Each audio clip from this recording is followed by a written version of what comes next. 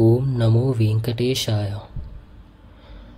కౌసల్యా సుప్రజా రామ పూర్వా సంధ్యా ప్రవర్తతే.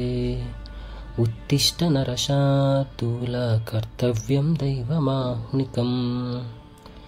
కౌసల్యా సుప్రజా రామ పూర్వా సంధ్యా ప్రవర్తతే. ఉత్తిష్ట నరశార్దూల కర్తవ్యం దైవమాహ్నికం. దీని అర్థం ఏంటంటే, కౌసల్య సుప్రజా రామ. సుప్రజ అంటే మంచి సంతానం అని అర్థం. అంటే కౌసల్యాదేవికి సుపుత్రుడవగు శ్రీరామ పూర్వా సంధ్యా ప్రవర్తతే అంటే తూర్పు దిక్కున సూర్యుడు ఉదయిస్తున్నాడు. కర్తవ్యం దైవమాహ్నికం అంటే దైవమాహ్నికం అంటే దైవ సంబంధములైన ఆహ్నికములు. ఆహ్నికములు అంటే కర్మలు, అంటే సంధ్యావందనం లాంటివన్నమాట. కాబట్టి ఈ దైవ సంబంధములైన ఆహ్నికములు చేయడం నీ కర్తవ్యం గనుక నరశార్దూల అంటే నరులలో ఉత్తముడా, ఓ పురుషోత్తమ లెమ్ము అని అర్థం. అంటే కౌసల్యాదేవికి సుపుత్రుడవగు శ్రీరామ తూర్పు దిక్కున సూర్యుడు ఉదయిస్తున్నాడు. కాబట్టి దైవ సంబంధములైన ఆహ్నికములను ఆచరించడం నీ కర్తవ్యం గనక ఓ పురుషోత్తమ లెమ్ము అని దీని అర్థం.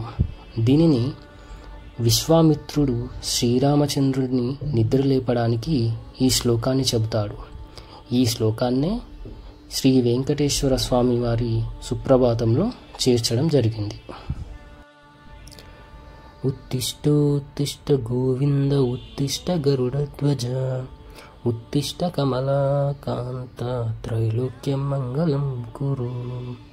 ఉత్తిష్టోత్తిష్ట గోవింద ఉత్తిష్ట గరుడధ్వజ ఉత్తిష్ట కమలాకాంత త్రైలోక్యం మంగళం కురు. ఇక్కడ శ్రీవారిని 3 పేర్లతో పిలుస్తూ నిద్రలెమ్ము స్వామి అని అంటున్నారు. ఉత్తిష్టోత్తిష్ట గోవింద ఉత్తిష్ట గరుడధ్వజ ఉత్తిష్ట కమలాకాంత అంటే ఓ గోవింద నిద్రలెమ్ము.